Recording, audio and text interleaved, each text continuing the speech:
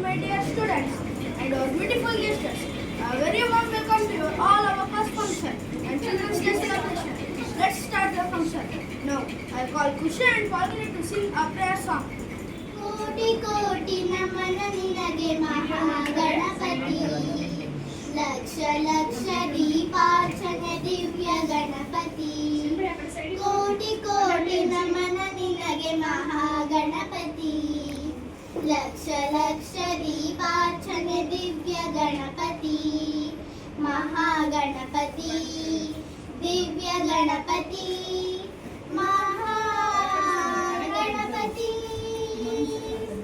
ಇಳಿದು ಬಾ ಇಳಿದು ಬಾ ಇಳಿದು ಬಾ ಗಣಪತಿ ಕೈಲಾಸಗಿರಿಯಿಂದ ಧರೆಗಿಳಿದು ಬಾ ಇಳಿದು ಬಾ ಇಳಿದು ಬಾ ಇಳಿದು ಬಾ ಗಣಪತಿ ಕೈಲಾಸಗಿರಿಯಿಂದ ಧರೆಗಿಳಿದು ಬಾ ಬೆಳಗಿ ಬಾ ಹೊಳೆದು ಬಾ ಬೆಳಗಿ ಬಾ ಹೊಳೆದು ಬಾ ಗಣಪತಿ ಗಣಪತಿ ಮುತ್ತಿರುವ ಕತ್ತಲನ್ನು ದೂರ ಮಾಡು ಬಾ ಮುತ್ತಿರುವ ಕತ್ತಲನ್ನು ದೂರ ಮಾಡು ಬಾ ಬಾ ಬಾ ಬಾ ಕೋಟಿ ಕೋಟಿ ನಮನ ನಿನಗೆ ಮಹಾಗಣಪತಿ ಲಕ್ಷ ಲಕ್ಷ ದೀಪಾರ್ಚನೆ ದಿವ್ಯ ಗಣಪತಿ ಲಕ್ಷ ಲಕ್ಷ ದೀಪಾರ್ಚನೆ ದಿವ್ಯ ಗಣಪತಿ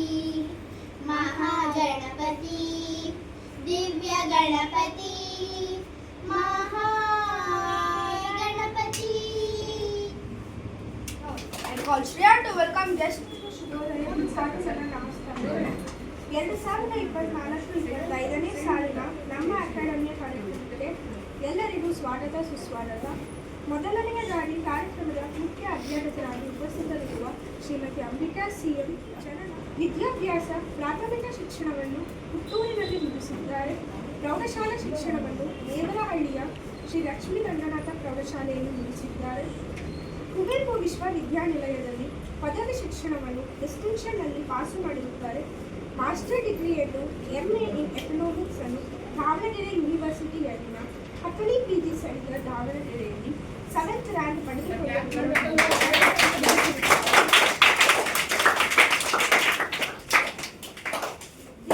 ಶಿಕ್ಷಣವನ್ನು MN ಕಾಲೇಜ್ ಆಫ್ ಎಜುಕೇಷನ್ನಲ್ಲಿ ಹಿಸ್ಟ್ರಿ ವಿಭಾಗದಲ್ಲಿ ಪ್ರಥಮ ಸ್ಥಾನ ತೆಗೆದುಕೊಳ್ಳುವುದರ ಮೂಲಕ ಉತ್ತೀರ್ಣರಾಗಿರುತ್ತಾರೆ.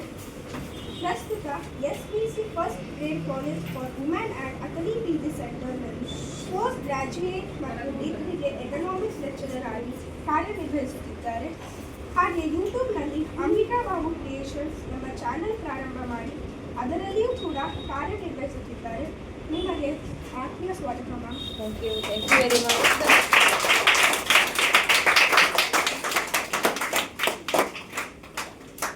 ನಮ್ಮ ಅಕಾಡೆಮಿಯ ಶಿಕ್ಷಕರಾದ ಶ್ರೀಮತಿ ಮಮತಾ ಉಮೇಶ್ ಹಾಗೂ ಶ್ರೀಮತಿ ಅನಿತಾ ನಂದೀಶ್ ನಿಮಗೂ ಕೂಡ ಆತ್ಮೀಯ ಸ್ವಾಗತ ಮ್ಯಾಮ್.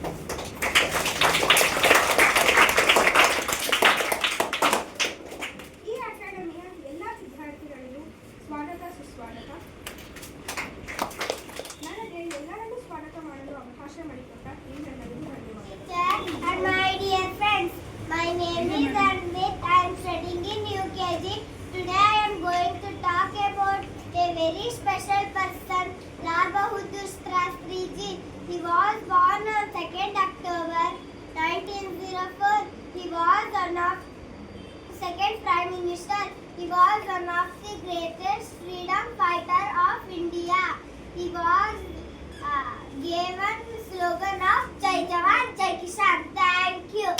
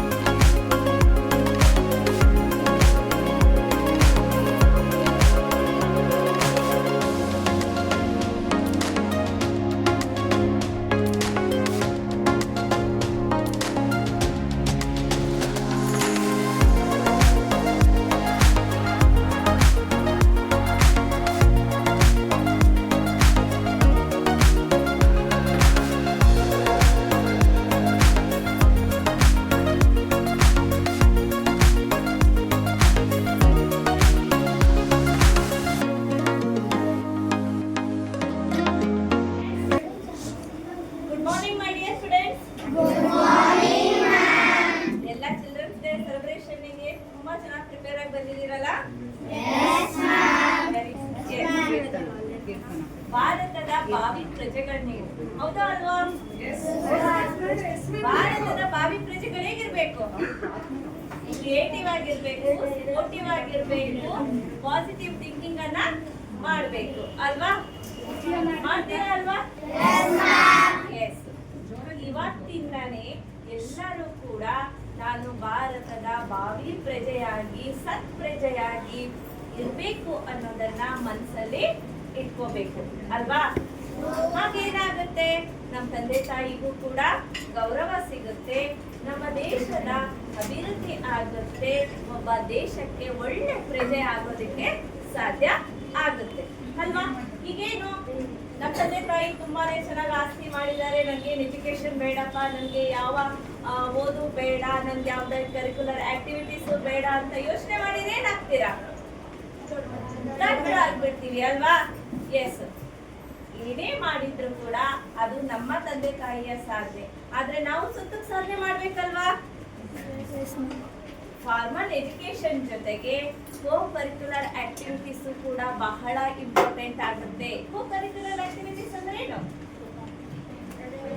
ನೀವೀಗ ಪರ್ಫಾರ್ಮ್ ಮಾಡಿದ್ರಲ್ಲ ಅದೇ ಅಲ್ವಾ?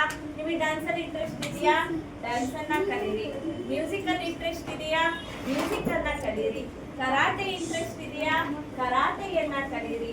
ಅಥವಾ ಏನೇ ಸ್ಪೋರ್ಟ್ಸ್, ಓಕೆ, ಸ್ಪೋರ್ಟ್ಸ್ ಅಲ್ಲಿ ಇಂಟ್ರೆಸ್ಟ್ ಇದೆಯಾ? ಸ್ಪೋರ್ಟ್ಸ್ ಅನ್ನ ಕಲೀರಿ. ಓಕೆ, ಯಾಕೆ ಅಂದ್ರೆ ನಮ್ಮ ಓದಿನ ಜೊತೆಗೆ ನಾವು ಸ್ಕೂಲಿಗೆ ಹೋಗ್ತೀವಿ ಬರ್ತೀವಿ, ದಟ್ ಇಸ್ ಫಾರ್ಮಲ್ ಎಜುಕೇಶನ್.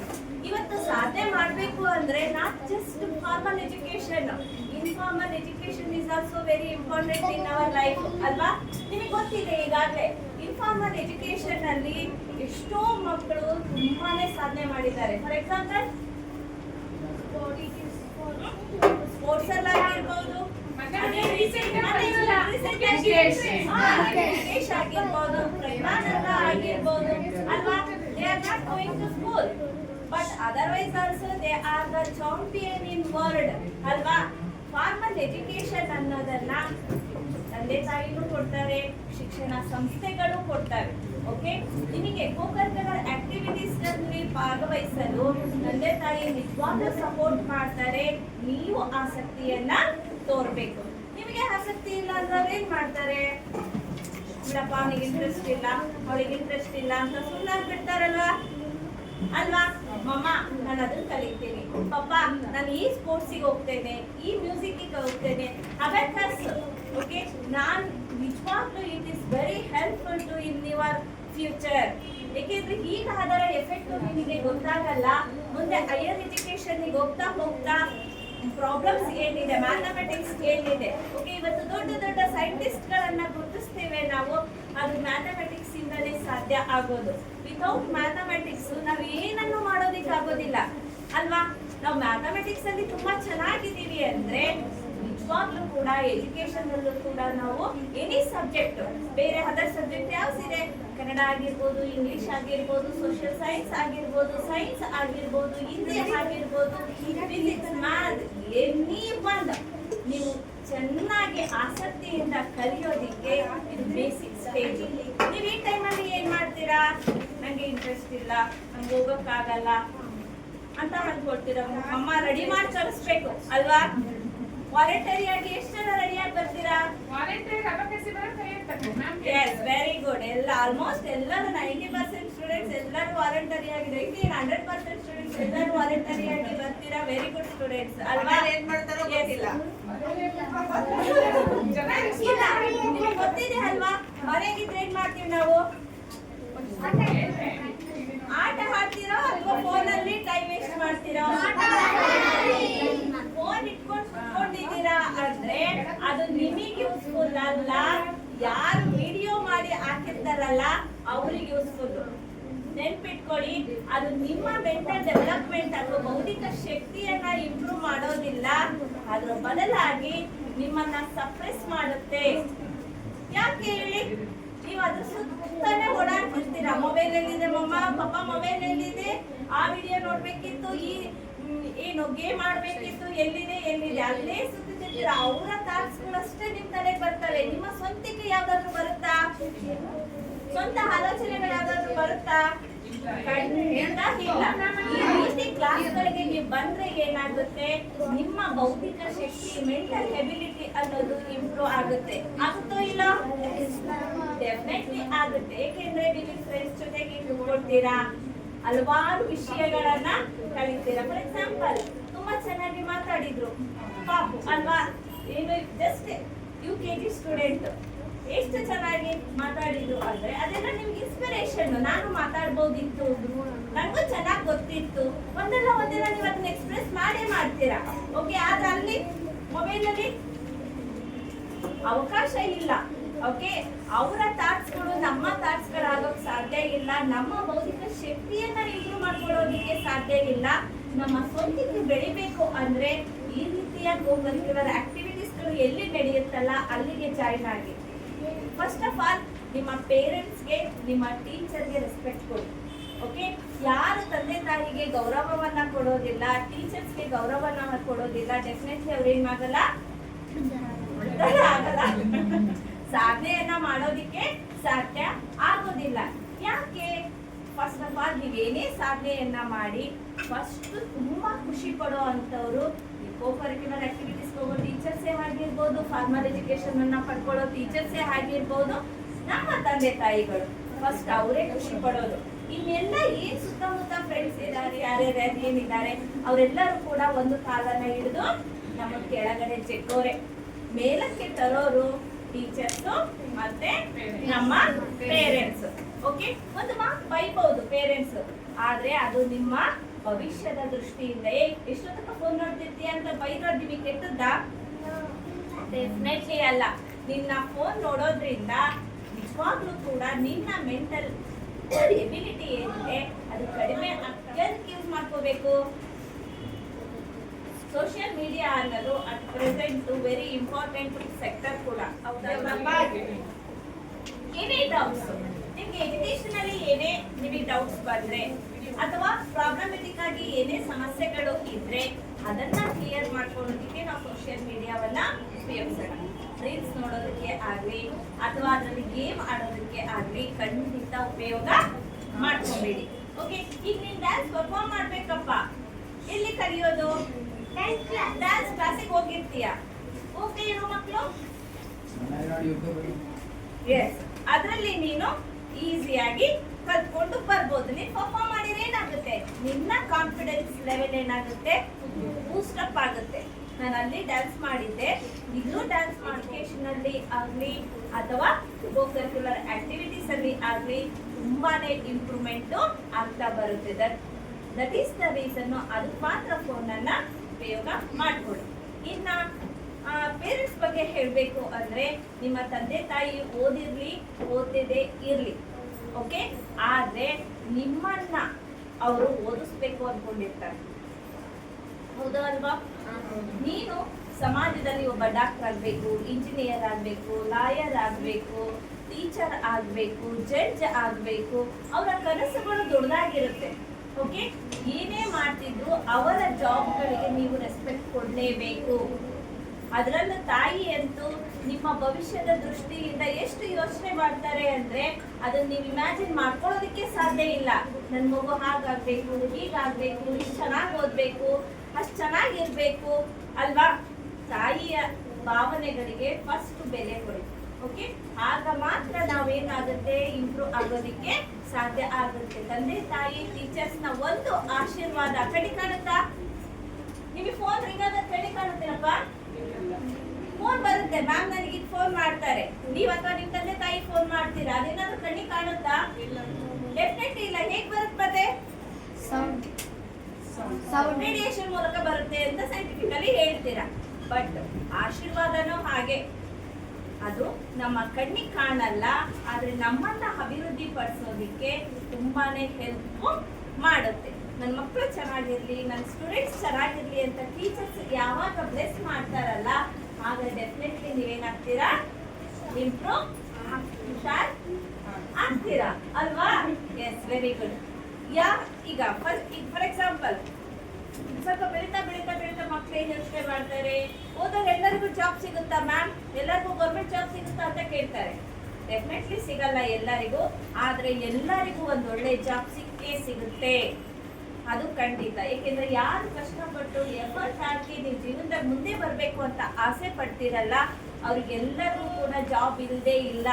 ಯಾರ ಮನಸ್ಥಿತಿಗಳು ನನ್ಗೆ ಆ ಜಾಬ್ ಇಷ್ಟ ಇಲ್ಲ, ನಂಗೆ ಈ ಜಾಬ್ ಇಷ್ಟ ಇಲ್ಲ, ನಂಗೆ ಆ ಕೆಲಸ ಮಾಡೋಕೆ ಇಷ್ಟ ಇಲ್ಲ, ಈ ಕೆಲಸ ಮಾಡೋದಕ್ಕೆ ಇಷ್ಟ ಇಲ್ಲ ಅಂತ ಯಾರು ಯೋಚನೆ ಮಾಡ್ತಾರೆ ಅಂಥವ್ರಿಗೆ ಮಾತ್ರ ಜಾಬ್ ಸಿಗಲ್ಲ. ಜಾಬ್ ಅನ್ನ ನಾವು ಫಾರ್ಮಲ್ ಎಜುಕೇಶನ್ ಪಡ್ಕೊಂಡೇ ನಾವು ಜಾಬ್ ಮಾಡಬೇಕು ಅಂತ ಏನಿಲ್ಲ. ಇನ್ಫಾರ್ಮಲ್ ಕೂಡ ನಾವು ಎಷ್ಟೋ ಜಾಬ್ಗಳನ್ನ ಮಾಡೋದಕ್ಕೆ ಅವಕಾಶ ಇದೆ, ಅದರಲ್ಲೂ ಕೂಡ ಸಾಧನೆ ಮಾಡೋದಕ್ಕೆ ಅವಕಾಶಗಳು ಇದೆ. ನೀವು ಆಲ್ರೆಡಿ ಉದಾಹರಣೆಗಳು ಗೊತ್ತಿದೆ ಅಲ್ವಾ? ಪೇಪರ್ ಅನ್ನ ಓದಿ, ಓಕೆ, ನ್ಯೂಸ್ ಅನ್ನ ಕೇಳಿ. ನ್ಯೂಸು ಮತ್ತೆ ಪೇಪರ್ ಎಷ್ಟು ಮೆಂಟಲ್ ಎಬಿಲಿಟಿಯನ್ನ ಹೆಚ್ಚಿಸುತ್ತೆ ಅಂದ್ರೆ ಅನ್ಇಮ್ಯಾಜಿನಬಲ್. ನಾವೆಲ್ಲ ಟೀಚರ್ಸ್ ಆಗಿದ್ದೀವಿ, ಮ್ಯಾಮ್ಗಳು ಟೀಚರ್ಸ್ ಆಗಿದ್ದಾರೆ, ಎಲ್ಲರೂ ಹೇಗಾದ್ರು ಓದಿ. ಏನ್ ಓದಿ? ಪೇಪರ್ ಓದಿ ಟೀಚರ್ಸ್ ಆದ್ರ? ಫಾರ್ಮಲ್ ಅಂಡ್ ಇನ್ಫಾರ್ಮಲ್ ಎರಡೂ ಎಜುಕೇಶನ್ ಅನ್ನ ಪಡ್ಕೊಂಡ್ಬಿಟ್ಟು ನಾವೆಲ್ಲ ಇಲ್ಲಿ ನಿಂತಿದ್ದೀವಿ ಅಂದ್ರೆ ನೀವು ಕೂಡ ಸಾಧನೆ ಮಾಡೋದಿಕ್ಕೆ ಅವಕಾಶ ಇದೆ. ಯಾವಾಗ ಖುಷಿ ಆಗುತ್ತೆ ಅಂದ್ರೆ ನಮ್ಮ ಸ್ಟೂಡೆಂಟ್ ನಮ್ಗಿಂತ ಎತ್ತರಕ್ಕೆ ಹೋದಾಗ ತುಂಬಾನೇ ಖುಷಿ ಆಗುತ್ತೆ. ಹಾಗೋ ಇಲ್ಲೋ? ಡೆಫಿನೆಟ್ಲಿ ಹಾಗೆ ಆಗುತ್ತೆ. ಪರಸ್ಪರ ಪ್ರೀತಿಯಿಂದ ಇರೋಣ, ಖುಷಿಯಾಗಿ ಲೈಫ್ ಅನ್ನ ಎಂಜಾಯ್ ಮಾಡೋಣ. ಎಂಟರ್ಟೈನ್ಮೆಂಟ್ ಜೊತೆಗೆ education is also very important. ಅದರಲ್ಲಿ ಫಾರ್ಮಲ್ ಆಗಿರ್ಬೋದು, ಇನ್ಫಾರ್ಮಲ್ ಎಜುಕೇಶನ್ ಆಗಿರ್ಬೋದು, ಇವೆರಡೂ ಕೂಡ ತುಂಬಾನೇ ಬಹಳ ಮುಖ್ಯ ಆಗುತ್ತೆ. ನೀವು ಆಯ್ಕೆ ಮಾಡ್ಕೊಂಡಿರುವಂತ ಸ್ಟೇಜ್ ಏನಿದೆ ಅಲ್ಲ, ಅಬಾಕಸ್, ತುಂಬಾನೇ ಇಂಪ್ರೂವ್ಮೆಂಟ್ಸ್ ಅನ್ನ ಆಗುತ್ತೆ. ಓಕೆ, ಮ್ಯಾಥ್ಸ್ ಅನ್ನೋದು ನಮಗೂ ಕೂಡ ತುಂಬಾನೇ ಟಫ್. ಈಗಂತೂ CBSE ಆಗಿರ್ಬೋದು, ICSE ಆಗಿರ್ಬೋದು, ಸ್ಟೇಟ್ ಆಗಿರ್ಬೋದು, ಹೈಯರ್ ಲೆವೆಲ್ ಅಲ್ಲೇ ಎಲ್ಲಾ ಪ್ರಾಬ್ಲಮ್ಸ್ ಕೂಡ ಕ್ರಿಯೇಟ್ ಆಗುತ್ತೆ. ಒಂದು ಪ್ರಾಬ್ಲಮ್ ಇನ್ನೊಂದಕ್ಕೆ ಸಂಬಂಧನೇ ಇರೋದಿಲ್ಲ. ಆ ರೀತಿ ಬೇಗ ನೀವು ಆ ಮ್ಯಾಥ್ಸ್ ಪ್ರಾಬ್ಲಮ್ಸ್ ಗಳನ್ನ ಸಾಲ್ವ್ ಮಾಡೋದಿಕ್ಕೆ ಅಬಾಕಸ್ ವೆರಿ ಹೆಲ್ಪ್ಫುಲ್. ನಿಮ್ಗೆ ಅದು ಗೊತ್ತಾಗಿದೆ ಅಲ್ವಾ?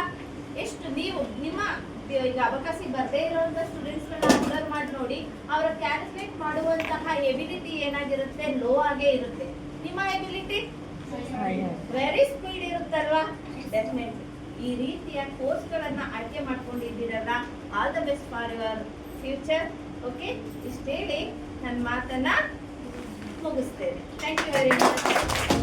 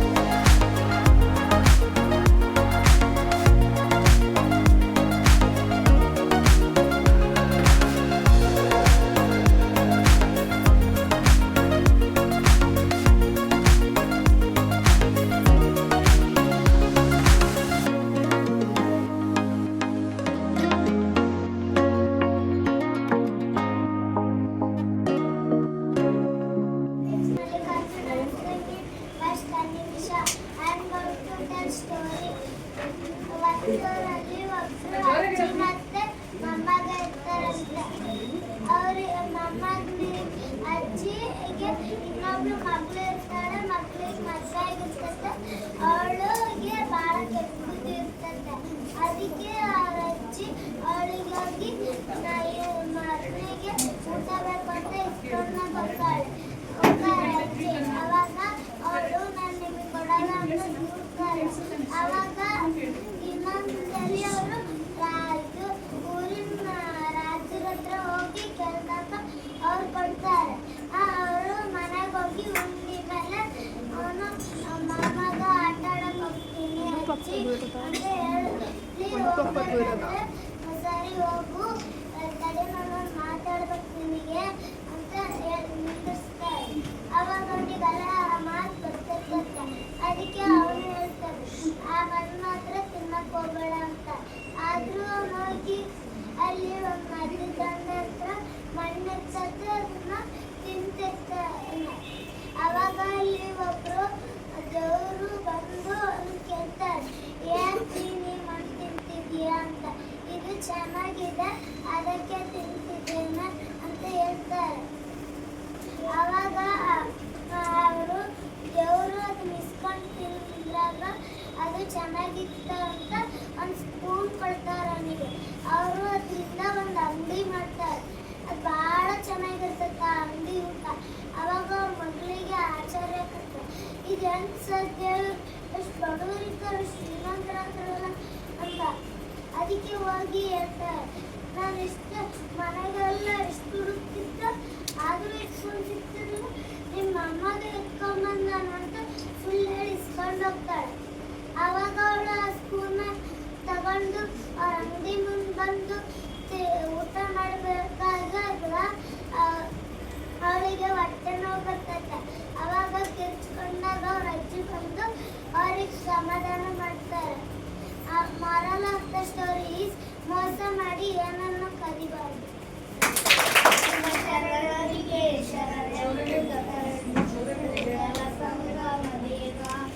ನಾದ ಪ್ರಿಯ ಶಿವನೆಂಬರು ನಾದ ಪ್ರಿಯ ಶಿವನಲ್ಲವಯ್ಯ. ವೇದ ಪ್ರಿಯ ಶಿವನೆಂಬರು ವೇದ ಪ್ರಿಯ ಶಿವನಲ್ಲವಯ್ಯ. ನಾದ ಮಾಡಿದ ರಾವಣನಿಗೆ ಹರೆ ಆಯಿತು. ವೇದವನ್ನು ಓದಿದ ಬ್ರಹ್ಮನ ಶಿರವು ಹೋಯಿತು.